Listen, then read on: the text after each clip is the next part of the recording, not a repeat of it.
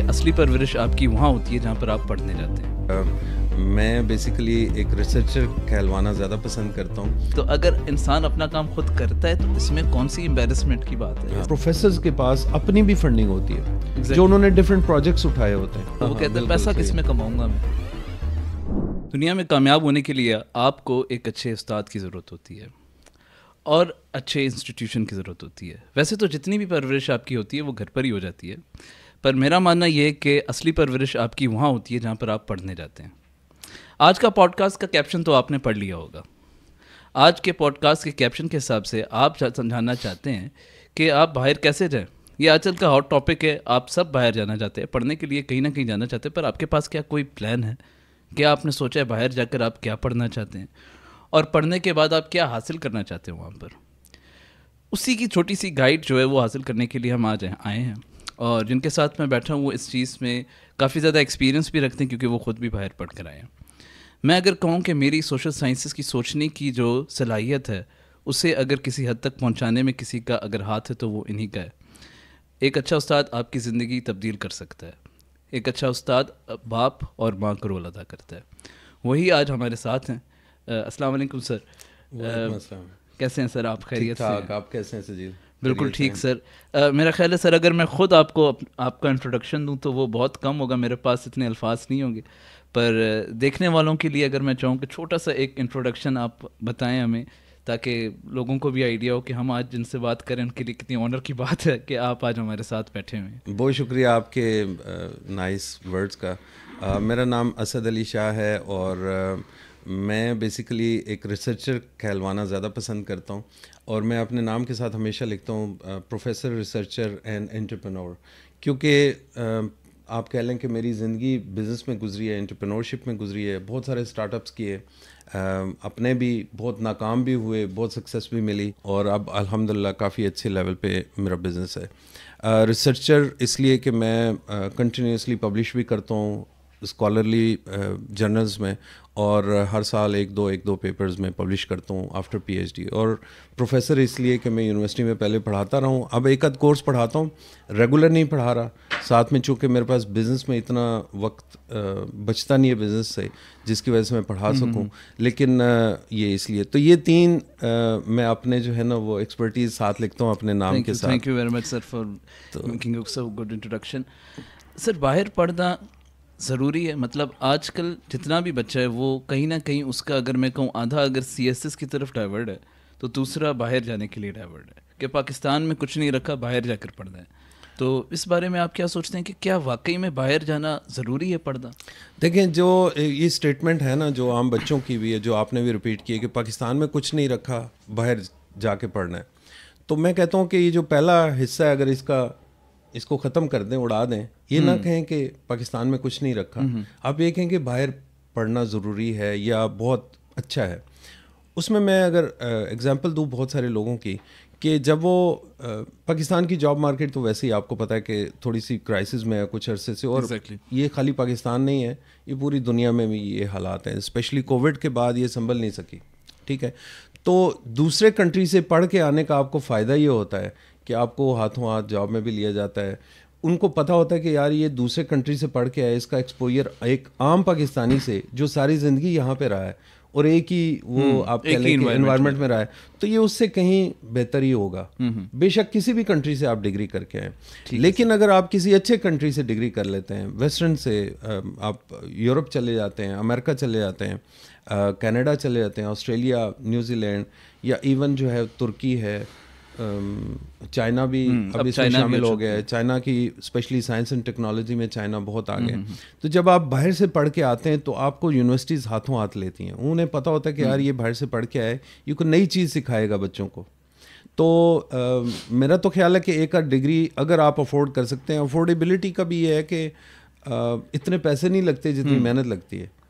तो यही बात सर मैं अभी आपसे जो है नेक्स्ट करने वाला था कि प्रॉब्लम इज़ के यहाँ पर जब भी किसी चीज़ की बात की जाए, स्पेशली जब इस तरह की सोच रखी जाए कि यहाँ बाहर जाकर पढ़ना है या फिर कोई ऐसी चीज़ करनी है जो कि आम मुआशरे से थोड़ी सी अलग है, उसके लिए आपको अच्छा खासा पैसा रिक्वायर्ड हो जाता है। बिल्कुल। और मैंने आपकी जो वीडियोस देखी है उसमें एक चीज़ जो मैंने अट्रैक्ट की सबसे ज़्यादा, वो सुनने से ज़्यादा वो कैप्शन पे मैं देखता रहा, वो थी स्कॉलरशिप। बिल्कुल। स्कॉलरशिप मतलब जब भी कोई बच्चा सुनता है बात तो उसके जहन में आता है स्कॉलरशिप का मतलब है फ्री में पढ़ना। बिल्कुल ऐसे ही है।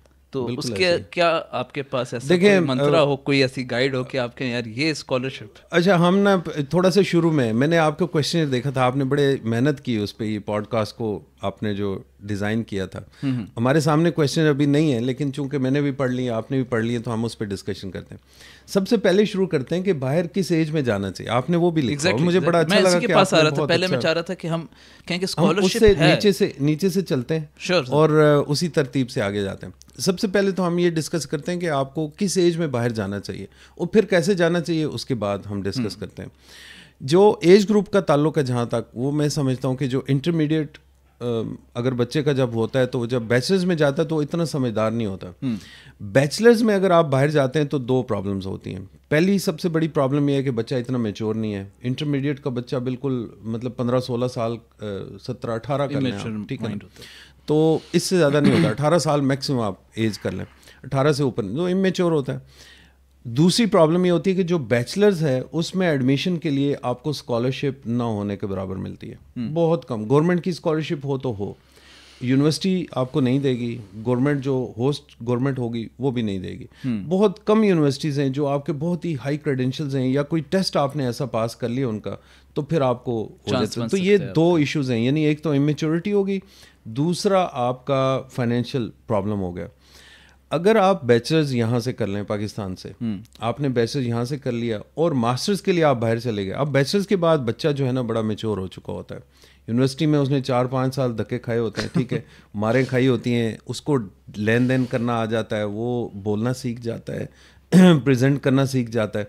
जब वो मास्टर्स में जाता है तो वो जो ब्लंडर उसने इंटरमीडिएट के बाद मारने थे, उसके मुकाबले में वो कम ब्लंडर मारेगा, ज़रूर मारेगा, लेकिन कम कहने लगा मारेगा। था क्योंकि फिर भी जब बंदा बाहर जाता है, अब मैं अपने एक मतलब जो आपने कहा ना कि मैंने आपको एक भेजा था प्लान कि हम इस तरह करें, एक तो एज ग्रुप हो गया। बिल्कुल। एज ग्रुप के बाद एक होती है, एक कह लें कि माइंड की आप किस तरह सोचते हैं बेसिकली। बिल्कुल। जैसे ही बाहर जाते हैं आप, आपके माइंड सेट किस तरह का है, आप क्या मेहनत करने वाले हैं, आपका घर का एनवायरनमेंट बहुत ज़्यादा इस चीज़ में मैटर करता है कि क्या चीज़, हर कोई आपको चीज़ तैयार मिली है प्लेट में या फिर आपने खुद भी स्ट्रगल किया है। एग्री। मैंने देखा बाहर जो जाते हैं सबसे पहले तो वो 2-3 दिन तो वो रोशनियों को, बिल्डिंग्स वगैरह को घूमने फिरने को एंजॉय कर लेते हैं। फिर वो एक रात आती है ऐसी जिसमें फिर वो घर वाले याद आना शुरू हो जाते हैं आपको। So let's come on home sickness के इमेच्योर बच्चा, आपने कहा कि मास्टर्स करे, अब उसको मास्टर्स फॉर एग्जांपल मिल गई, हम इसमें बाद में आते हैं कैसे मिली और इम्पोर्टेंट क्यों है, पर अगर मिल गई तो वो चला गया, अब होम सिकनेस है। अब होम सिकनेस से तो ऐसी चीज़ है कि उधर तो कोई भी अपना नहीं। बिल्कुल बिल्कुल। अब इसके लिए जो है पेरेंट्स के लिए आती है बात, बच्चों के लिए खुद भी है, खुद भी सीखें, लेकिन पेरेंट्स के लिए कि वो बच्चों को बहुत ज़्यादा पैम्पर ना करें, बहुत ज़्यादा उनको हर चीज़ प्रोवाइड ना करें। मसलन अगर बच्चा है वो, उसको आप पब्लिक ट्रांसपोर्ट में भी भेजें, स्कूल कॉलेज में, उसको वो भी पता चले कि पब्लिक ट्रांसपोर्ट में कैसे सफ़र करना उसने। अगर आप उसको गाड़ी जो है वो बिल्कुल स्कूल कॉलेज के सामने जाके खड़ी करें, उसको चलना भी ना पड़े, आपका तो ये दिल होता है कि आप क्लासरूम के बिल्कुल सामने जाके खड़ी करें ताकि वो उधर से उतरे, 3 कदम चले और क्लासरूम में दाखिल हो जाए। ये ना करें, बच्चे को थोड़ा सा रफ एंड टफ होने दें ताकि अगर वो अकेला सर्वाइव करना चाहे तो उसको प्रॉब्लम ना हो, पेरेंट्स के सहारे की ज़रूरत ना हो हर वक्त। तो होम सिकनेस तो होती है, सबसे जो बड़ी चीज़ होती है वो खाने पकाने का मसला होता है, फिर पहनने का मसला होता है, फिर सुबह उठाने का। यहाँ पे ये भी बड़ा मसला है कि सुबह उठाने के लिए पेरेंट्स बच्चों को उठा रहे होते हैं कि जी ओ बेटा उठो, टाइम हो गया है, ठीक है। यार ये नहीं होना चाहिए। आप उसको 6ठी-7वीं क्लास से ही आप उसको कहें कि बेटा आपने खुद ही उठना है, मैंने नहीं जगाना। तो 1-2 दिन अगर वो नहीं उठ सका, स्कूल इट्स योर प्रॉब्लम, वो आपका मसला है, मेरा नहीं है, ठीक है ना। थप्पड़ खाने आपने खाने, मैंने नहीं खाने, ठीक है ना। तो जब वो बच्चे उठेंगे, सुबह उठना उनको पड़ेगा और वो खुद ही उठ के थोड़े से बड़े हों, ठीक है, माएँ नाश्ता वगैरह बना के दें, लेकिन सुबह उठ के ये नहीं कि अगर माँ बीमार है या कोई प्रॉब्लम है, प्रेस होकर मिलते हैं, वो खुद करे ना भाई, क्या वॉश भी आपको मिल जाते हैं। तो वो कहते हैं कि यार हमारा बच्चा इतनी मेहनत क्यों करे। लेकिन जो ये नहीं करते फिर वो वाला मसला होता है। उधर मैंने बच्चे रोते भी देखे, बच्चे क्या बड़ी बड़ी उम्र के लोग रोते हुए देखे हैं कि यार हमें खुद ही उठना पड़ता है, खुद ही नाश्ता। एक बच्चा मुझे सुना रहा, मेरा जूनियर था, मास्टर्स कर रहा था when I was in PhD, तो मुझे कह रहा है कि सर आपको क्या पता, सुबह उठ के मैं नाश्ता बनाता हूँ, मैं तैयार होता हूँ फिर इधर आता हूँ यूनिवर्सिटी में, तो मैं कहा मैं किधर से आता हूँ, फिर मैं भी तो इसी तरह, मैं कौन सा ऊपर से उठ के आ जाता हूँ। प्रॉब्लम ये है कि सर के सबसे बड़ा जो आर्गुमेंट आता है ना कि बाहर जाने में, अगर कोई मैं किसी को कह रहा हूँ मैं बाहर जाना चाहता हूँ, सबसे पहला डर वो मुझे पता है क्या देगा, अपना काम खुद करना पड़ेगा। यार ये क्या कौन सी बड़ी बात, अपना काम खुद करना मतलब क्या इस चीज़ के मेरे पैसे लग रहे हैं या कुछ कर रहे हैं? लाइक अगर बेड से उठकर खाना मैं अपने हाथों से अगर खा रहा हूँ तो वो भी खुद कर रहा हूँ। तो अगर इंसान अपना काम खुद करता है तो इसमें कौन सी एम्बेरसमेंट की बात है? इसमें कौन सी ऐसी दुख की बात है? मतलब ये कहते हैं कि सबसे बड़ा प्रॉब्लम है अपना काम खुद करना पड़ेगा यार, कोई होगा नहीं हमारे करना। तो बच्चे को आप अगर यहाँ पे यही सिखाएं कि आपने बेटा खुद अपना काम खुद ही करना है, खुद ही उठ के अपना बेड लगाना है, सेट करना है सुबह खुद ही अपनी चीज़ें जो हैं वो, अगर आप इंटरमीडिएट बैचलर्स हैं तो मैं तो कहता हूँ नाश्ता भी खुद बनाना चाहिए बच्चे को, ठीक है, खुद ही नाश्ता बनाए। अब वो माँ बाप को उठा रहा होगा, बड़ी बहनों को उठा रहा होगा सिर्फ नाश्ते के लिए, यार मेरा हाँ ये बड़ा मसला है। फिर ये कि जो कुकिंग की स्किल है, ये तो तैयार होने की बात हमने करी, कुकिंग की स्किल है, कुकिंग को मैंने तो बड़ा एंजॉय किया। यहाँ पे तो अपने यानी उठ के पानी पीते हुए भी प्रॉब्लम होती है समटाइम्स, लेकिन आपको बाहर ये काम करना पड़ता है। और मैं तो यानी कुकिंग को मैंने बाहर बहुत एंजॉय किया, यहाँ पे बहुत कम कुकिंग की है, लेकिन ये कि बाहर मैंने बहुत एंजॉय किया, नई नई चीज़ें। अब तो यूट्यूब पे हर चीज़ मौजूद है, ठीक है। मुझे कोई प्रॉब्लम होती थी, मैं कभी अम्मी को फ़ोन कर लेता था या मिसेस को फ़ोन कर लेता था, ठीक है, वो उन्हें कहता था कि ये मुझे बताओ ये कैसे बनाओ। इवन आजकल सर वो कुक्ड कैन्स भी आते हैं, हाँ कुक्ड कैन्स आते हैं, आपने सिर्फ उसको फ्राई पैन में थोड़ी देर के लिए फ्राई करना है, बस वो हमारी वालदाओं वाला नहीं है कि पूरा घंटा एक प्रोजेक्ट चले फिर जाके कोई चीज़ कुकिंग हो। लेकिन देखें ख़वातीन का अपना भी तो होता है ना, उन्होंने टाइम भी उस पर गुजारना होता है। फिर वो एक चीज़ देखें, जो कुकिंग है ना, जो आपको पता है कि मैं अक्सर मिसालें देता हूँ, आप तो अभी मैरिड नहीं है, लेकिन मैं मैरिड बंदों की मिसालें देता हूँ कि वो बीवियों के हाथों के खाने खाते हुए ना वो अपनी माँ को याद कर रहा होता है, ठीक है ना, कि मेरी माँ मुझे जो पराठे बना के देती थी तेरे जो है ना उसके मुकाबले में कुछ भी नहीं है ये वो। अब मैं ये मिसाल देता हूँ कि जो माएँ जो बनाती हैं ना, वो खाली खाना कुक नहीं कर रही होती, उस खाने में उनके इमोशंस भी शामिल हुए होते हैं, जज्बात होते हैं जो वो बच्चे को उस खाने के साथ ट्रांसफ़र होते हैं। तो आप सोचें कि वो बच्चा जब वो प्यार भरी चीज़ उसको मिल रही है और वो उसके ब्लड में जा रही है, तो वो कैसे भूल सकता है उसको? बिल्कुल, वो खाली खाना नहीं है, उसके साथ इमोशंस भी हैं माँ के। तो वो ज़ाहिर है बीवी के हाथ का खाना तो उस तरह से वो नहीं लज़्ज़त देगा उसको। कभी इमोशंस के साथ होंगे, कभी स्ट्रेस के साथ। हाँ, वो तो मिला जुला। तो अच्छा सर, एक चीज़ है जो सबसे बड़ा चैलेंज मैं समझता हूँ ना कि हम सब में वो है कम्युनिकेशन स्किल्स। हम में से काफ़ी लोगों के पास ये चीज़ का नहीं आइडिया कि किससे किस तरह और क्या बात करनी है। बिल्कुल बिल्कुल। और अगर कोई स्टूडेंट बाहर चला जाता है, उसको चले अगर वो किसी तरीके से मैनेज कर भी लेता है कि यार मैंने इस तरह रहना है, किस तरह कपड़े पहने, साल तक तो उसको होश नहीं होता, फिर उसके बाद चले वो सेटल हो भी गया, उसके बाद भी उसको ये नहीं पता कि यार मैंने बाहर कैसे करनी है बात, क्योंकि कम्युनिकेशन जो है वो पाकिस्तान में नहीं है कि कैसे एक दूसरे के साथ ताल्लुक़ बनाना है। खुद ही बन जाता है तो बन जाता है, एक साथ बैठे रहे साल तक बात ही करेंगे आखिर में, बट कोई इस तरह नहीं है कि टारगेटेड कम्युनिकेशन आप बनाओगे कि यार मैं इस तरह से कम्युनिकेशन बनाऊँ। अब देखें, इसमें घर से ही स्टार्ट होती है ऑब्वियसली ये बात कि आप बच्चे को जो है कम्युनिकेशन स्किल सिखाएं। अब बच्चे को बताएं कि उसने अपना माफिया ज़मीर किस तरह से बयान करना है, नए लोगों से मिलते हुए कैसे बात स्टार्ट करनी है, रेपो कैसे बिल्ड करनी है। रेपो बिल्डिंग बड़ी इंपॉर्टेंट है कि आप जब किसी नए बंदे से मिलते हैं तो उसके इंटरेस्ट की बात आप करें। जैसे कनेडियंस हैं, आप किसी ऑफिस में भी जाएं, फॉर एग्जांपल आपने बैंक में जाना, बैंक से आपने कोई चीज़ उससे कोई पे ड्राफ्ट बनाना है या कोई पे चेक बनाना है, ठीक है, आप अगर काउंटर पे खड़े होके जाके ना और उससे कहेंगे कि ये मैंने पे चेक बनाना है, वो बुरा मना जाएगी या मना जाएगा, कहेगी यार इसको कोई मैनर्स नहीं है, इसने आके हेलो हाय नहीं की। कनेडियंस का एक स्टाइल है कि वो पहले हेलो हाय करें, फिर कुछ दो चार इधर उधर की बातें करें। सबसे फेवरेट उनकी चीज़ होती है मौसम, वेदर पे आप बात करें, ठीक है। Weather is I think most common thing on which we everyone can. हाँ, अब आप उसे कहें जी कि वेदर कैसा है, वो आपसे पूछेगी कि कैसा है, आप कहें जी आपकी जॉब कैसी जा रही है, ये वो दो चार इधर उधर की बातें की, फिर आपने की। अच्छा, हमारे यहाँ ये चीज़ नहीं सिखाई जाती, स्पेशली पब्लिक सर्वेंट्स को, ठीक है ना। आप किसी भी बैंक में जाएंगे, किसी भी पब्लिक सर्विस पे जाएंगे, वो कहेगा हाँ क्या काम है, इतना स्पॉट चेहरा बना के आपका दिल करते यार इससे बात ही ना की, सर सलाम का जवाब पूरी से हाँ सलाम का जवाब नहीं देंगे।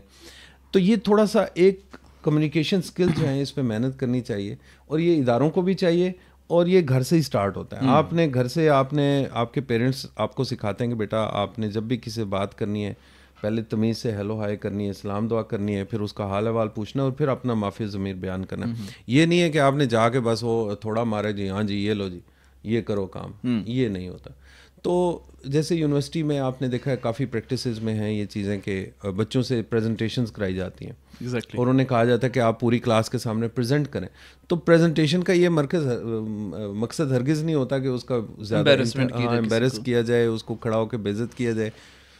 उसको ये सिखाया जाता है कि इतने लोगों के सामने तुम खड़े होकर बोलोगे कैसे, फिर उनके सवालों के जवाब देना है, उनको सेटिस्फाई करना है, जस्टिफाई। काफ़ी फ़र्क था सर। अगर मैं अपनी बात करूं तो पहले सेमेस्टर में मैं सवाल कैसे यही दुआ करता था कोई सवाल ना पूछ ले, पर मुझे याद है कि आखिरी सेमेस्टर में मैं कहता था यार काश कोई पूछे कोई सवाल। हाँ, मुझसे 10 सवाल पूछो पर पूछो, ताकि मैं इस बात पे खुद को सेटिस्फाई होकर रात को सोऊं कि जो मेहनत मैंने की थी वो वाकई में ठीक थी, एक्यूरेट थी। और ऐसा हुआ भी है, 10-12 सवाल फिर बच्चे को छेड़ने के लिए भी पूछते हैं। ग्रुपिंग भी होती है ना बेसिकली यूनिवर्सिटीज़ में, तो वो कहते हैं कि यार इसको नीचे उतारना है, पर वो पॉसिबल नहीं हो सका उनके लिए।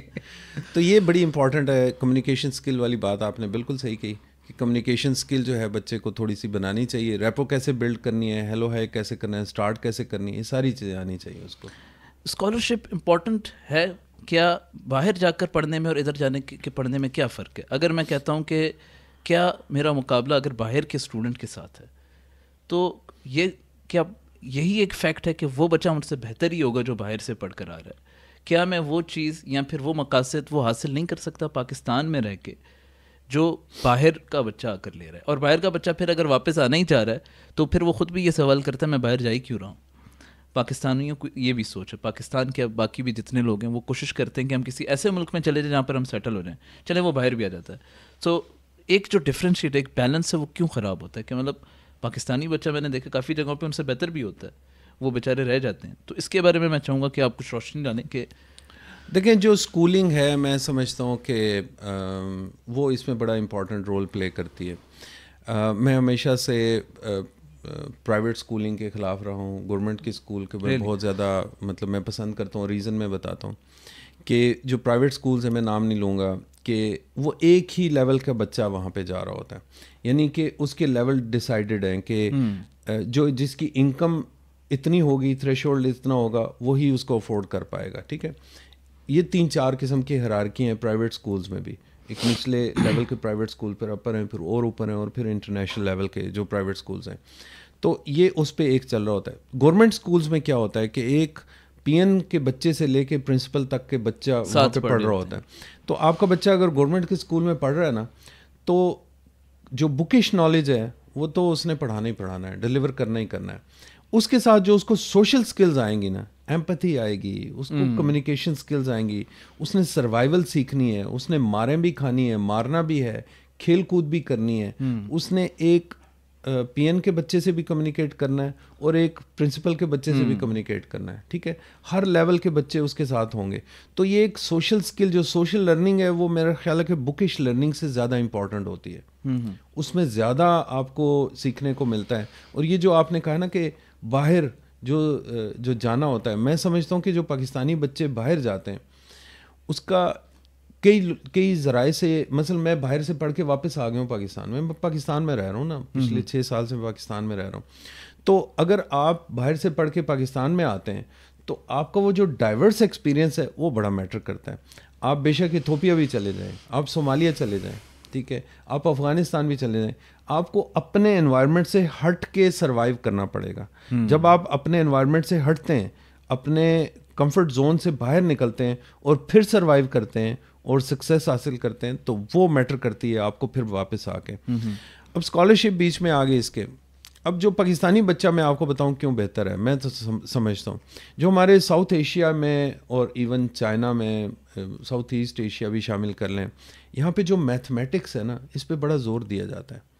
ये मैंने चीज़ नोट की जब मैं पीएचडी कर रहा था, तो प्रोफेसर्स के साथ एक दफ़ा इसी तरह गेट टुगेदर हुई बाहर। तो होता ये था कि सारे किसी दिन थर्सडे उन्होंने रखा हुआ था हमारी फैकल्टी ने कि हम ऐसा करते हैं थर्सडे को शाम को ना किसी एक जगह पे जमा होंगे, किसी रेस्टोरेंट में कोई भी पब्लिक प्लेस, वहाँ पे बैठ के चाय शाय पियेंगे, अपना अपना, जिसने खाना खाए, कॉफ़ी पीनी है कॉफ़ी पिए, किसी ने पानी पीना है, कुछ भी करना है, वहाँ बैठ के गपशप करेंगे। तो सोशल इश्यूज़ पे गपशप करेंगे, अपने एकेडमिक प्रॉब्लम्स को डिस्कस करेंगे, तो टाइम अच्छा गुजरेगा। मैंने जाना शुरू कर दिया। एक दफ़ा क्या हुआ कि हमने इसी तरह 12-15 लोग बैठे हुए थे, प्रोफेसर्स भी थे, कुछ स्टूडेंट्स भी थे, तो उन्होंने अपनी अपनी चीज़ें मंगवाई थी। जैसे मुझे फ़िश उस रेस्टोरेंट की अच्छी लगती थी, मैंने फ़िश मंगवा ली थी। अब किसी ने कॉफ़ी पी, किसी ने क्या पिया, किसी ने क्या पिया, सारों का अलग अलग एक पसंद आ बिल बना। अब वो जो वेटर था उसने आके सारों को कहा जी कि ये बिल बना है, वो बिल बना है। अब उन्होंने कहा जी ठीक है, हम आपको पे करते हैं। वो इंडिविजुअली पे करने के बजाय ना उन्होंने कहा जी चलो इकट्ठे पैसे ले लो, इसको टिप थोड़ी एक्स्ट्रा कर दो, यानी कि इसने बहुत अच्छा हमारे साथ वो सलूक किया है, तो इसको थोड़ी सी एक्स्ट्रा टिप दो।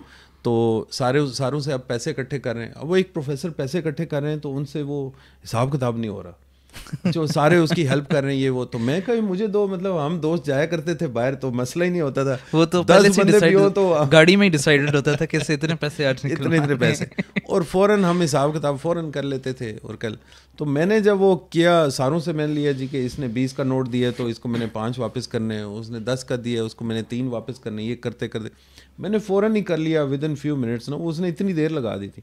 मैं कहा जी टिप कितनी देनी है, उन्होंने कहा इतनी टिप देनी है, वो भी एक्स्ट्रा की। तो मैंने उसको कहा कि ये लो, उसने खैर अपना हिसाब किया, कहते जी परफेक्ट, वो चला गया। तो एक प्रोफेसर थी, वो मुझे कहती है how did you do that, ये तूने, मैं कहा व्हाट डिड आई डू, कहती जी तूने हिसाब किताब बड़ी जल्दी कर लिया। मैं कहा अच्छा। उस वक्त मुझे एहसास हुआ कि यार हम लोग इस चीज़ में एक्सेस है हमें। फिर मैंने नोट करना शुरू कर दिया, पता चला कि वाकई ये लोग प्रॉब्लम में हैं हिसाब किताब में। तो जो पाकिस्तान से, इंडिया से, चाइना से, जापान से, इन कंट्रीज़, बांग्लादेश से, श्रीलंका से ये लोग जाते हैं ना, ये मैथमेटिक्स में इन चीज़ों में बहुत ज़्यादा आ गए हैं। ये हमें पता है कि हमने स्कूल में मारें खाई हुई हैं, सोटियाँ खा खा के हम जो है वो डंडे पड़ते थे, हमें कुछ सवाल गलत हल करते थे। तो ये चीज़ें बड़ी हैं। सर्वाइवल की स्किल आ गई, ये पढ़ाई में हम आगे चले गए। अब स्कॉलरशिप की तरफ मेरा ख्याल है, अब आप क्वेश्चन अपने मुताबिक करें, फिर मैं उसका जवाब दूंगा। तो मेरा क्वेश्चन ये था स्टार्ट में कि स्कॉलरशिप क्यों ज़रूरी है, और क्या स्कॉलरशिप का मतलब यही है कि उसे मुफ्त में पढ़ा जाए? मतलब अच्छा, कोई वाकई में ऐसी की है यहाँ पर अभी भी? देखिए मैं समझता हूँ जो स्कॉलरशिप है ना, इट्स सेल्फ वो बहुत बड़ी रिस्पेक्ट है। मैं समझता हूँ उस लफ्ज़ में ही बड़ी रिस्पेक्ट है। स्कॉलरशिप, आपने स्कॉलरशिप यहाँ हो या बाहर हो, स्कॉलरशिप का मतलब है कि आपकी पढ़ाई के अखराजात जो हैं वो स्कॉलरशिप पे करेगा, वो स्कॉलरशिप पे करेगी, ठीक है ना। जो भी आपने रकम वो आपको मिलती है, स्टाइपेंड मिलता है। अब वो इज्जत वाली बात कैसे कि आपने कम्पीट किया है। बहुत सारे लोगों, स्कॉलरशिप हर एक को नहीं मिलती, कंपटीशन के थ्रू गुजरना पड़ता है। आपके पीछे बैकग्राउंड देखा जाएगा कि यार कितना इसने अच्छे ग्रेड्स लिए हुए हैं अभी तक, और फिर कोई टेस्ट होगा या कुछ भी होगा, उसमें आपके मसलन 20 बंदे हैं, उनके पास 5 सीट्स हैं, तो वो इतना, ये तो खैर बहुत ही इजी काम हो गया ना। मतलब उनके पास 150 सीटें, 150 लोगों ने अप्लाई किया और 1 सीट है उनके पास, तो वो वहाँ पे फिर आपको कंपटीशन का मज़ा आता है। और फिर जब आपको वो मिलती है स्कॉलरशिप, तो फिर आप फील करते हैं कि यार ये तो बड़ी रिस्पेक्ट वाली बात है। वो आपने देखा होगा पेरेंट्स बड़ी रिस्पेक्ट से कि जी हमारा बच्चा स्कॉलरशिप पे पढ़ने के लिए गया। तो ये रिस्पेक्ट ये नहीं है कि वो खाली फाइनेंशियली उसको, कई मैंने देखा है बहुत अच्छे फाइनेंशियल बैकग्राउंड के साथ बच्चे होते हैं, उनको स्कॉलरशिप मिलती है और वो बड़े खुश होते हैं कि यार हम स्कॉलरशिप पे जा रहे हैं पढ़ने के लिए।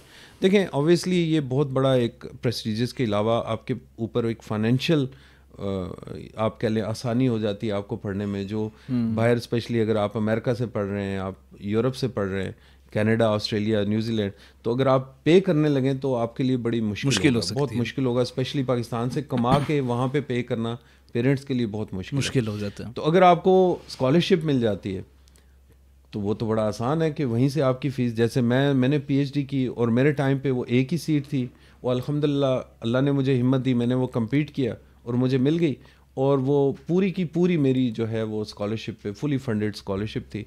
मैंने पीएचडी की, उसके अलावा जो है उसके बाद वहीं पे मैं पढ़ाना शुरू हो गया था। तो ये अल्लाह का करम हुआ। अब स्कॉलरशिप कैसे लें, मैं आना था इसी तरह, उस पे बात करते चलें। मैं ये कहना चाह रहा था सर कि what challenges and what you think how to seek that scholarship. ये किसी को भी नहीं पता। स्कॉलरशिप का नाम यहाँ पर स्टूडियो में जितनी हमारी टीम है उसने भी सुना है, मैंने भी सुना है, बट एक प्रॉपर रास्ता अभी तक किसी ने नहीं दिखाया कि यार ये रास्ता अगर आप सीधा पकड़ लो तो ये स्कॉलरशिप की तरफ जाएगा। देखें हमारे यहाँ बच्चे जो है ना वो थोड़ा सा मैं समझता हूँ कि पहले ही अपने आप को ना वो डाउन कर लेते हैं कि यार हमें तो नहीं मिलनी स्कॉलरशिप, यार नहीं मिलनी, मतलब आपने ट्राई किया है या आपने कोशिश की है, उसमें क्या किया है क्या नहीं किया, तो पहले से ही नाउमीद हो जाते हैं। देखें, आप स्कॉलरशिप के लिए जब तक अप्लाई नहीं करेंगे तो आपको कैसे मिलेगी? अब अप्लाई कैसे करें? बहुत सारी, मैं एक तो ये है कि वेबसाइट्स आपको कहता हूँ कि बहुत सारी स्कॉलरशिप की वेबसाइट्स हैं जो पूरी स्कॉलरशिप की अपॉर्चुनिटीज़ हर कंट्री की वो उन्होंने दी होती हैं, और आप वो वेबसाइट्स के न्यूज़लेटर्स आप ज्वाइन कर लें। इसके साथ आपको Facebook, Twitter, Instagram, TikTok, YouTube, ये ऐसे सोर्सेज हैं सोशल मीडिया जहाँ से आपको कंटिन्यूसली ना सिर्फ इंडिपेंडेंट लोग आपको बता रहे होते हैं। मैंने कितनी वीडियोस बनाई अपने यूट्यूब चैनल पे स्कॉलरशिप के बारे में, पूरी गाइड मैंने बताई कि कैसे आप लें, ना सिर्फ मास्टर्स और पीएचडी के लिए बल्कि मैंने पोस्ट डॉक के लिए भी काफ़ी वीडियोस बनाई हैं। तो इस तरह की बेशुमार वीडियोस आपके पास पड़ी। ये तो चले इंडिपेंडेंट हो गया, फिर यूनिवर्सिटीज़ की और गवर्नमेंट्स की अपनी वेबसाइट्स होती हैं, अपने चैनल्स होते हैं जिन पे वो अनाउंस करते हैं जी कि हम ये स्कॉलरशिप ऑफर कर रहे हैं। अच्छा, स्कॉलरशिप जो है वो 3 किस्म की, मैं आपको थोड़ा सा उसमें थोड़ा इन डेप्थ बताते हैं। एक आपकी स्कॉलरशिप है जो आपका अपना मुल्क आपको दे रहा होता है, जैसे यहाँ से HEC अनाउंस करता है जी कि आप बाहर अगर आपका एडमिशन हो जाता है तो हम आपको फाइनेंशियल बर्डन हम उठा लेंगे, पूरा करेंगे।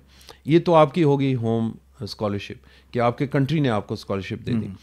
दूसरी स्कॉलरशिप होगी जो होस्ट कंट्री की गवर्नमेंट अनाउंस करती है जी, कि जैसे चाइनीज़ गवर्नमेंट अनाउंस करे जी कि हमने 50,000 बच्चे को स्कॉलरशिप देनी है, या कोई अमेरिकन फुल ब्राइट की आपने अभी जिक्र किया कि वो कहते हैं जी कि हमने 600 बच्चों को स्कॉलरशिप देनी है। इसी तरह यूरोप में, अमेरिका में, कनाडा में, ऑस्ट्रेलियन गवर्नमेंट काफ़ी अच्छी स्कॉलरशिप देती है, और भी काफ़ी सारे कंट्रीज़ हैं जो पाकिस्तान को स्कॉलरशिप देते हैं। एक वो हो गए। अब तीसरी स्कॉलरशिप वो है जो इंस्टीट्यूशनल स्कॉलरशिप है, वो यूनिवर्सिटी की अपनी स्कॉलरशिप। अब यूनिवर्सिटीज़ को बहुत ज़्यादा फंडिंग मिलती है गवर्नमेंट से, उस गवर्नमेंट की फंडिंग के अलावा प्रोफेसर्स के पास अपनी भी फंडिंग होती है जो उन्होंने डिफरेंट प्रोजेक्ट्स उठाए होते हैं। ठीक है, अब उन प्रोजेक्ट्स में कई दफ़ा ऐसे होता है कि उसमें फॉर एग्जांपल एक उसको प्रोजेक्ट मिला है, 5 साल का प्रोजेक्ट मिला है किसी प्रोफेसर को, और उसको $5 मिलियन फंडिंग मिली है। उसने कहा जी कि आप स्टूडेंट हायर कर लें। अब वो स्टूडेंट क्या हायर कर ले, वो कहते हैं जी कि ठीक है, आपने अगर PhD करनी है तो आप मेरे साथ इस प्रोजेक्ट में आ जाएं, आपकी चूँकि प्रपोजल इससे मिलती जुलती है, आपको फंडिंग की गारंटी मैं देता हूँ, यानी कि प्रोफेसर पे करेगा उस फंड में से उसकी फ़ीस पे टोटली। तो ये होता है। फिर यूनिवर्सिटी के अपने डिपार्टमेंट की फंडिंग होती है, डिपार्टमेंटल फंडिंग आपको दे दी कि डिपार्टमेंट के पास पैसे पड़े हुए एक्स्ट्रा, वो कहते हैं जी ठीक है। जैसे फॉर एग्जांपल मैं जिस यूनिवर्सिटी में, यूनिवर्सिटी ऑफ सस्कैचुअन में गया, मैं इधर होते हुए मुझे उन्होंने जो एक्सेप्टेंस लेटर भेजा था उसमें उन्होंने लिखा था जी $10,000 पर ईयर आपको पे करेंगे। उसके अलावा उन्होंने कहा जी टीएशिप जो होगी वो पेड होगी, यानी आप जो टीएशिप करेंगे उसके हम पैसे पे करेंगे। इसके अलावा जो रिसर्च की जॉब्स होती हैं, रिसर्च असिस्टेंट की या जो भी, उसके हम पे करेंगे आपको। अच्छा, मैं कहा ठीक है, 10,000 अगर मुझे स्टाइपेंड मिलता है, प्लस अगर मुझे टीएशिप मिल जाती है और कुछ रिसर्च की मिल जाती है, मेरा आसानी से, और मेरा अपना काम भी था, तो मैं कहा मैं सर्वाइव कर लूँगा।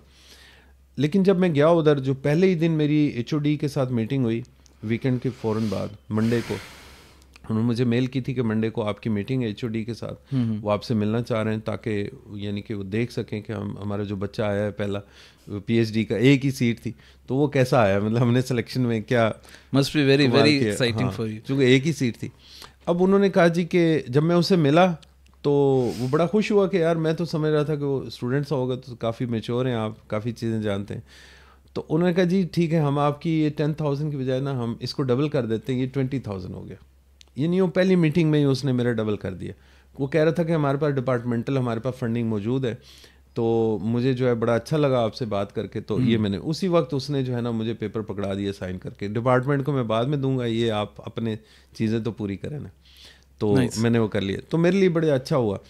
अब जो ये 3 किस्म की स्कॉलरशिप्स हैं, आप खाली ये ना देखें कि आपकी गवर्नमेंट क्या दे रही है, आप ये ना देखें कि वो गवर्नमेंट क्या दे रही है, आप ये भी देखें कि उस यूनिवर्सिटी के पास भी फंडिंग है। अच्छा सर, मैंने एक और वेबसाइट का देखा, हमारे एक टीवी स्टार हैं वकार ज़क्का, उनका मैं एक दफ़ा लाइव देख रहा था। ठीक, वो स्टैनफोर्ड यूनिवर्सिटी में आजकल, और क्रिप्टो में जितनी उन्होंने तरक्की हासिल की है, that is living in a penthouse, एक बड़ी ही लग्जरियस लाइफ गुजार रहे हैं वो, और साथ साथ पढ़ भी रहे हैं। ज़बरदस्त। जो सबसे बड़ी बात है और जो सबसे एक डिफरेंट बात है दूसरों से, कि दूसरे, मैं इन्फ्लुएंसर्स का नाम नहीं लेता, उनका नाम ले रहा हूँ क्योंकि उनकी अचीवमेंट है, बाकी सारे सिर्फ लग्जरी दिखाते हैं, ये लग्जरी के साथ साथ दिखाते हैं कि आपको आगे भी किस तरह पढ़ना है।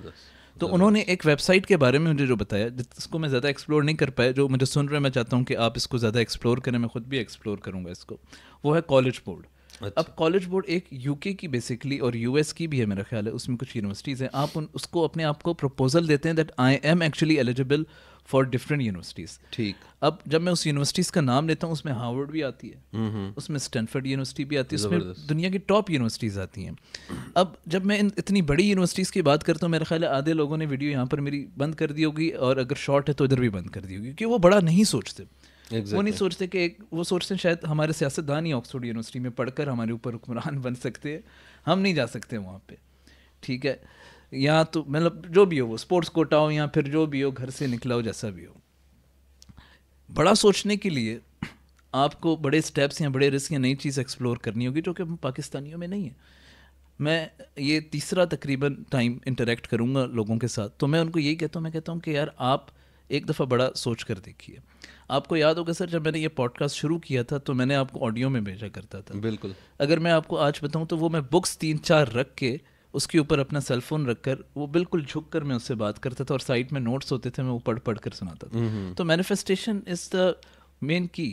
आप क्या समझते हैं कि स्टूडेंट्स में ये अवेयरनेस क्यों नहीं है कि मैंने क्या बनना है, किस फील्ड में जाना है? वो बेसिकली जब आते हैं ना, तो सबसे पहले तो कोई ऐसा बुजुर्ग, नाकाम बुजुर्ग जो घर पे बैठा होता है, उससे जाकर पूछते हैं स्कोप किस चीज़ में है। अपना उनको कुछ नहीं पता होता। स्कोप मीन्स पैसा। Scope is very decent word for money. तो वो कहते हैं पैसा किस में कमाऊंगा मैं, जिसमें अच्छी गाड़ी आ जाए, अच्छी लड़की आ जाए, अच्छी ज़िंदगी गुजर जाए, बूढ़ा हो जाऊँ बस पेंशन शेंशन से आकर, फिर मैं अल्लाह के हवाले, कुछ डिफरेंट नहीं करना। तो स्कोप क्यों ढूंढते हैं? Why don't they know about themselves? एक म्यूजिशियन भी हो सकता है इंसान, मास्टर्स इन म्यूजिक कर लो, फिल्म अपना प्रोडक्शन कर लो। ऐसा क्यों है कि हमारे पास स्कोप, विजन नहीं है?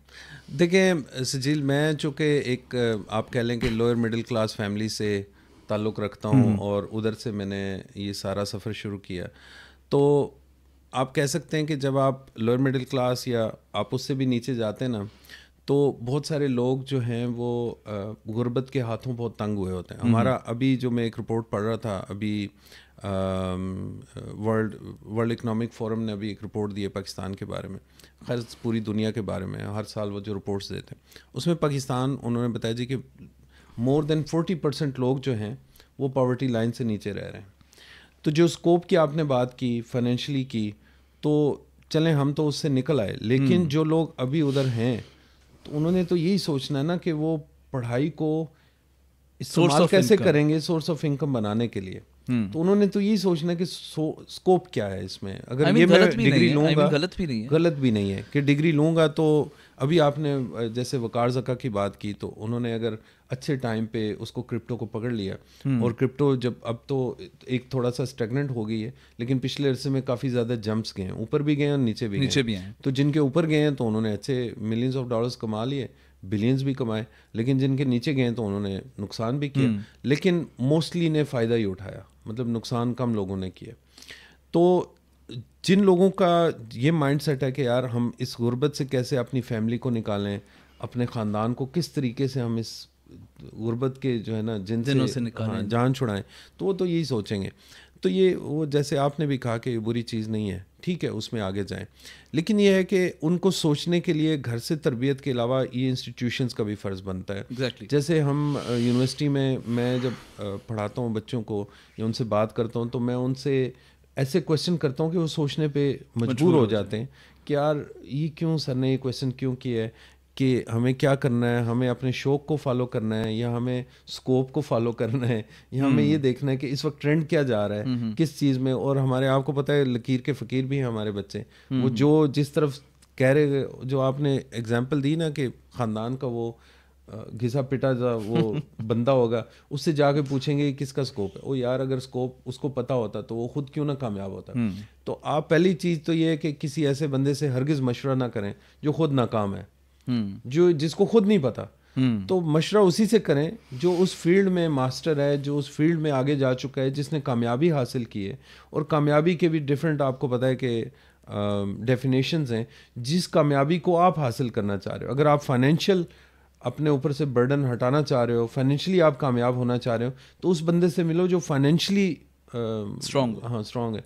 फिर अगर एकेडमिकली आपने लेना है तो आप एकेडमिक स्ट्रॉन्ग बंदे के पास जाएं।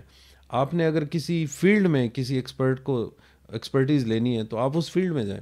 आप जेनेरिक किसी से ना बात करें, ठीक है ना। तो मैं तो समझता हूँ कि ये क्रिटिकल थिंकिंग जो है बच्चों में एक तो घर से होनी चाहिए, दूसरा फिर इंस्टीट्यूशन का फ़र्ज़ है कि उसको ये सोचने पे मजबूर करे कि यार वो अपने बारे में प्लानिंग करे पूरा करियर पाथ, और जो भी उसने करना है वो लिखे उसको कि मैंने अगले 5 साल में ये अचीव करना है, 10 साल में ये करना है, ये करना है, शॉर्ट से लॉन्ग टर्म की तरफ कैसे जाना है मैंने, वो पूरी प्लानिंग से करे और वो करेगा, इंशाल्लाह अचीव कर लेगा बड़े आराम से। There is a quote that if you don't take a decision on time, someone else will take your decision, because time has its own nature that it totally changes by every second and every minute. बिल्कुल सही बात, ठीक है। आप अगर अपना फैसला time पे नहीं लेंगे, कोई और आके आपका फैसला ज़रूर लेगा, क्योंकि यही नेचर का लॉ है। बिल्कुल ऐसे ही। और यही डिलेमा हमारे स्टूडेंट्स का भी है, मेरा भी है, क्योंकि मैं खुद भी ये समझता हूँ, मैं इस वक्त से गुजरा हूँ कि शायद अगर सही डिसीजन टाइम ले लेते तो हम कहीं और होते, कहीं और पढ़ने जाते, but still I am not complaining from the nature. जिस जगह पर मैं हूँ मैं टोटली सेटिस्फाइड हूँ। जो बात मैं अभी पहले भी करना चाह रहा था, मैं ये करना चाह रहा था कि self knowing and decision making should be both together in your life. आप अपने आप को पहचानें कि आप किस तरह जाते हैं। मेरा ख्याल है कि एक अच्छे स्टूडियो में बैठकर ये बात करना, लोग कह रहे होंगे कि आसान है, पर एक स्ट्रगल करके अगर आप एक्सेल उस चीज़ में करें जिसमें आप समझते हैं कि मैं बहुत तेज़ी से एक्सेल कर सकता हूँ, वो एक छोटा सा शॉप भी हो सकता है, या हो सकता है एक छोटी सी कोई भी किसी भी किस्म का एक वेंचर हो सकता है जिससे आप पढ़ाई भी कर सकते हैं और बाहर भी जा सकते हैं, और मिसालें भी हैं। ये तो हो गया सर एकेडमिक बातें। अब थोड़ी सी लाइटर नोट पे आ जाते हैं। बाहर जाते हैं जब तो बच्चों को इंटरटेनमेंट भी चाहिए होता है, जवान होते हैं तो उनको कहीं और भी इंटरेक्शन होता है, ऑपोजिट कह लें जेंडर से भी उनके इंटरेक्शंस होते हैं, क्लब्स भी उनको इंटरेक्ट करते हैं। पाकिस्तान तो उन्होंने सोचा भी नहीं होता कि क्या होता है उधर। तो बाहर जाकर आपको क्या लगता है, इस तरह इस चीज़ को भी रखना चाहिए आपको अपने साथ, या फिर ज़्यादा नहीं करना चाहिए? देखें एक्सप्लोर करें। आप क्या कहेंगे? देखें मैं समझता हूँ कि आपको एक्सप्लोर करना चाहिए, हर जगह पे जाके देखें, अच्छे बुरे की तमीज़। इसीलिए तो मैं कह रहा हूँ कि थोड़ा सा मेच्योर होकर बच्चा भेजेंगे तो उसको ये टेंशन नहीं होगी। वो अगर उस गैदरिंग में जाएगा भी तो तब भी वो प्रॉब्लम फिसलेगा नहीं, ठीक है।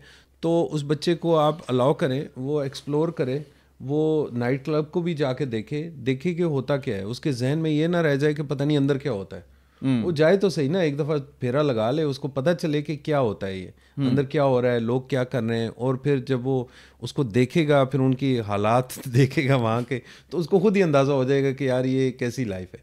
तो फिर यह है कि जो यूनिवर्सिटीज़ होती हैं, इंटरनेशनल यूनिवर्सिटीज़, उन्होंने ऐसी काफ़ी बंदोबस्त किए होते हैं, ऐसी काफ़ी गैदरिंग्स अरेंज करते हैं, स्टूडेंट्स के गेट टुगेदर्स होते हैं, और पॉटलक होता है खाने पीने के लिए। वो कम्बाइन जो है दूसरे तरह तरह की कंट्री से आए होते हैं लोग, वो अपने अपने कंट्री का खाना बना के, हमारे डिपार्टमेंट में होता था पॉटलक, तो हम क्या करते थे, खाना बना के अपनी देसी डिश ले जाते थे और लोगों को चखाते थे। फिर लोग भी अपने अपनी इलाकों की डिशें वो बना के लाते थे और हम उनके भी चखते थे कि वो उन्होंने क्या बनाया हुआ है।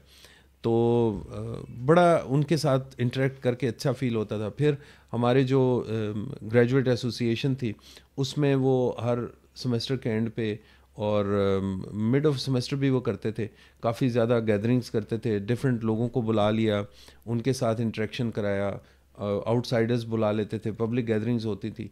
तो बड़े एक होता है। मैं तो समझता हूँ कि आपको हर तरह का एक्सपीरियंस करना चाहिए, उसमें आप डूबे ना, आप उसको देखें, एक्सपीरियंस करें, और उसको अच्छा बुरे की तमीज़ आपको होनी चाहिए उससे पहले। जैसे बेसिकली डूबना इज़ द मेन प्रॉब्लम। हाँ। काफ़ी लोग डूब कर फिर वापस आ जाते हैं। हाँ, लेकिन ये है कि अगर आपकी तरबियत अच्छी हुई है और आप थोड़े से मेच्योर होके जाएंगे तो फिर डूबने का खतरा कम होगा। मेरा ख्याल सेल्फ नोइंग में ही दोबारा बात आ जाती है कि आपको इस चीज़ की समझ होनी चाहिए कि मेरा मकसद बेसिकली क्या है, मैं किस लिए आया हूँ। ये नहीं कि आप उधर गए हैं और आप जो है रिश्ते मनाने नहीं आए, ना फिर कुछ और करने हैं, एग्जैक्टली याशी करने नहीं आए। आपने डिग्री करनी है और डिग्री जो है वो प्राइमरी फोकस होना चाहिए।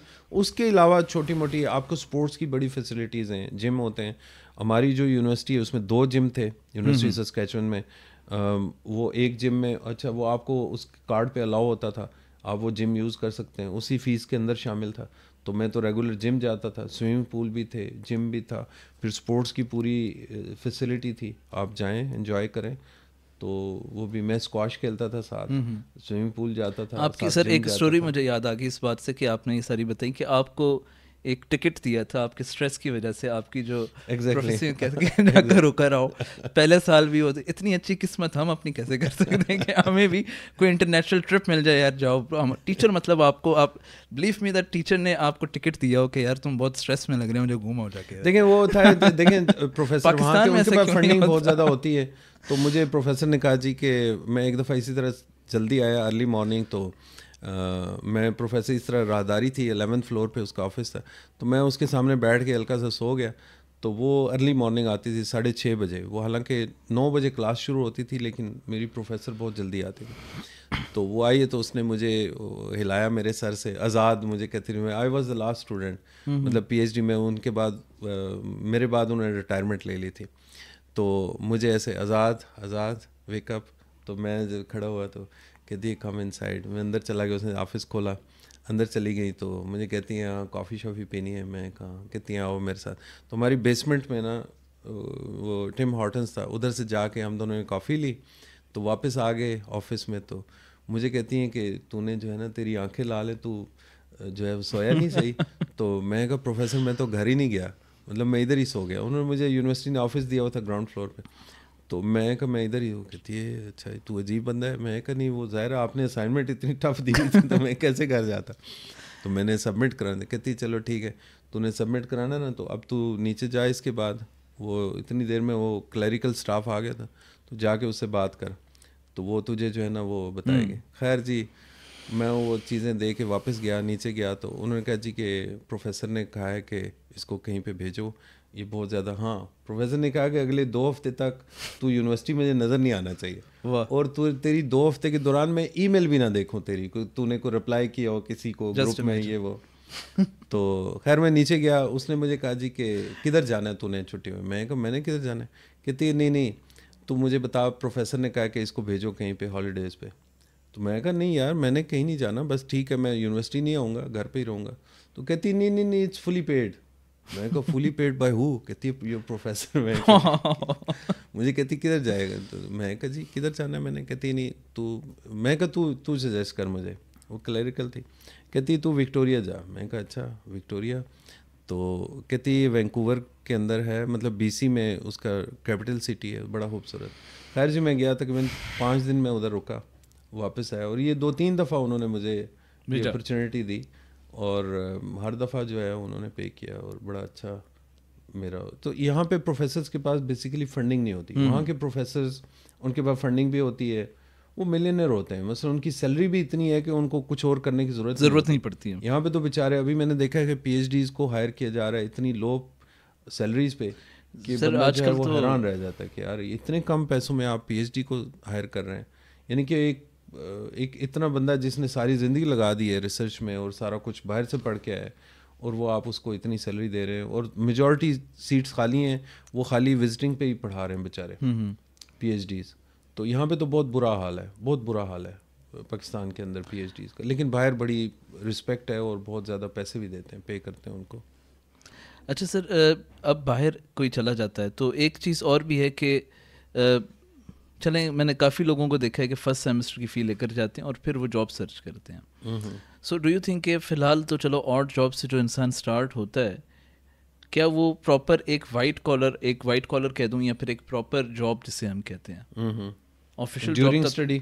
जी बेसिकली जब आप एज ए स्टूडेंट जाते हैं तो मैं वेस्टर्न कंट्रीज़ की बात कर रहा हूँ, अमेरिका कनाडा की भी, कि उसमें आपको एक लिमिटेड टाइम के लिए अलाउ किया जाता है जॉब के लिए। फॉर एग्जांपल अगर आप नॉर्थ अमेरिका में कह लें, कनाडा अमेरिका में, तो 20 आवर्स पर वीक आपको अलाउड है जॉब करना। उसके अलावा आप जॉब नहीं कर सकते। तो 20 आवर्स पर वीक जो है वो आप कौन सी, वो मतलब परमानेंट जॉब तो आपको मिल नहीं सकती। परमानेंट तो 40 आवर्स पर वीक होती है मिनिमम, तो परमानेंट तो मिलेगी नहीं, अलाउड भी नहीं है। तो जब आप डिग्री कर चुकते हैं तो उसके बाद जो है फिर वो पॉसिबल है। अब रह गया कि वो क्या करे। बहुत सारी यूनिवर्सिटीज़ के अंदर जो प्रोफेसर्स हैं आप उनसे मिले जुले, वही आपको रिसर्च की, कोई कहेगा डाटा कलेक्शन में आप कर लें। मैं चूँकि IT में अच्छा था तो मुझे वहाँ पे IT की बहुत ज़्यादा, मसलन कि मैंने जितना मुझे स्टाइपेंड मिलता था उससे कहीं ज़्यादा मैं बाहर से कमा लेता था। तो मैं मतलब कि मेरे लिए मसला नहीं हुआ, लेकिन स्टूडेंट्स के लिए बड़े मसले होते हैं छोटी और जॉब्स करनी पड़ जाती हैं, ठीक है। वहाँ पे आप वॉलमार्ट में जॉब्स होती हैं, सुपर स्टोर्स में बेशुमार, यानी इस तरह की जॉब्स हैं जो आप कर सकते हैं। शेल्फ पे आप मर्चेंडाइजिंग कर सकते हैं, आप जो है वो पिक एंड ड्रॉप कर सकते हैं अगर आपके पास गाड़ी है। फिर डिलीवरीज़ के बहुत ज़्यादा काम हैं, अगर गाड़ी नहीं भी है आप गाड़ी रेंट पे भी ले सकते हैं किसी की गाड़ी, और गाड़ी रखना वहाँ पे इतना कोई मुश्किल काम नहीं है। पाकिस्तान से पाकिस्तान की निस्बत तो बहुत आसान है। तो पाकिस्तानी लोग अच्छी ड्राइव भी कर लेते हैं। तो डिलीवरीज़ का बहुत ज़्यादा काम है, फूड डिलीवरी का बहुत ज़्यादा काम है, गुड्स डिलीवरीज़ का है, बेशुमार छोटी छोटी जॉब्स मिल जाती हैं। लेकिन सबसे जो बेस्ट चीज़ है ना, जिसमें आपको रिस्ट्रिक्शन नहीं होती, वो यूनिवर्सिटी के अंदर ऑन कैंपस, उस पर कोई हिसाब किताब नहीं होता। ऑफ कैंपस जाएंगे तो 20 घंटे है, ऑन कैंपस आप जो मर्जी करें, आपको कोई रिस्ट्रिक्शन नहीं है। ओके तो आप अच्छे खासे, आपको प्रोफेसर के साथ ही इतनी वो चीज़ें मिल जाएंगी, रिसर्च के, डाटा कलेक्शन का, डाटा एनालिसिस का, मतलब बेशुमार चीज़ें मिल जाएंगी।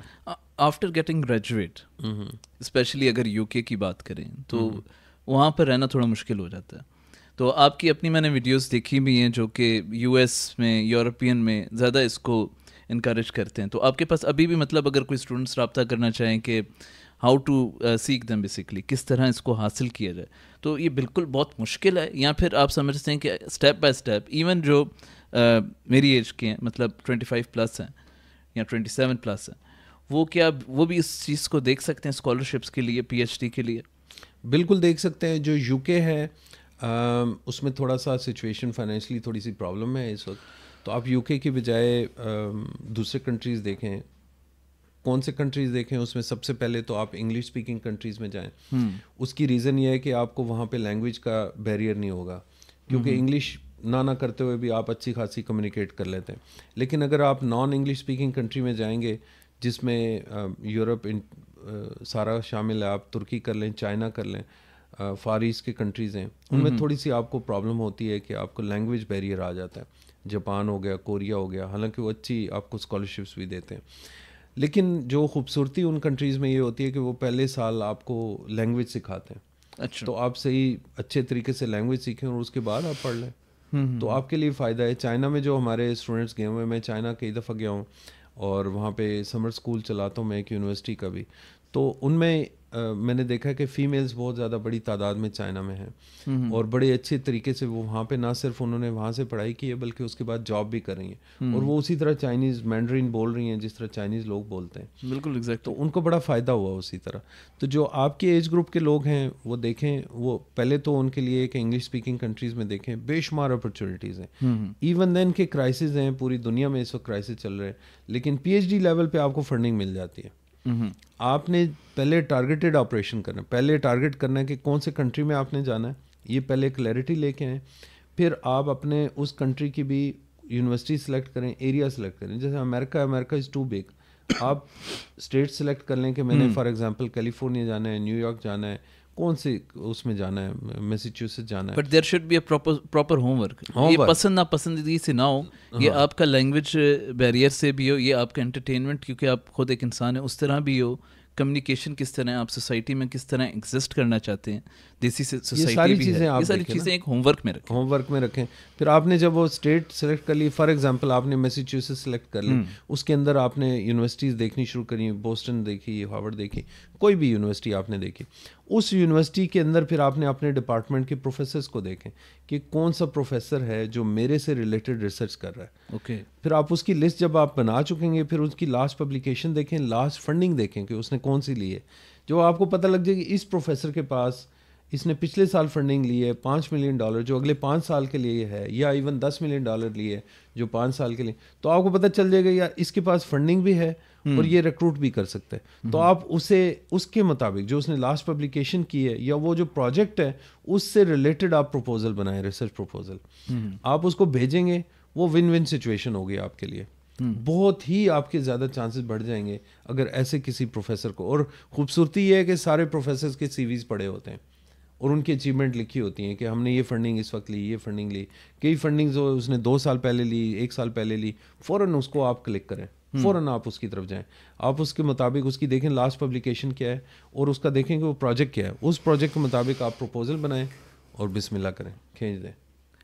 रिसेंटली आई हर्ड, हम लोग पॉडकास्ट के एंड की तरफ जा रहे हैं, तो फिर भी मैं आपसे ये सवाल पूछना चाह रहा था एलॉन मस्क सेड कि education is not important, which is very, कह लें कि बड़ा डिफरेंट स्टेटमेंट है. उन्होंने कहा कि skills are more important for you.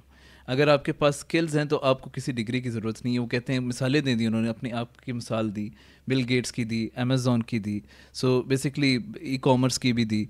तो डू यू थिंक कि अगर even if someone goes for study, वो सिर्फ उसका शौक होगा, या फिर वो, क्योंकि इन दी एंड अर्निंग तो करनी है आपने. This is how you basically survive in this world. देखें, जो एजुकेशन है, मैं समझता हूँ कि जो उसका मतलब है वो अपनी जगह, अपने उसने एग्जांपल्स भी दिए हैं.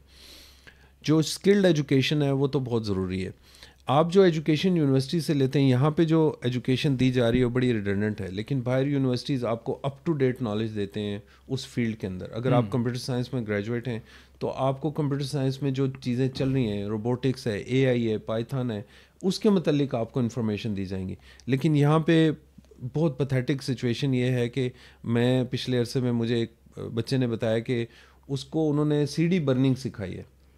मतलब CD बर्निंग जो रिडंडेंट हो चुकी है, उसको क्या ज़रूरत है सीखने की, लेकिन वो उसको सिखा रहे हैं यूनिवर्सिटी में. स्टिल तो आपको अप टू डेट जो नॉलेज है उसके मुताबिक अगर यूनिवर्सिटी दे रही है तो उससे बेहतर क्या चीज़ हो सकती है. देखिए, जहाँ पे एजुकेशन का ताल्लुक है, डिग्री की बात अलग है.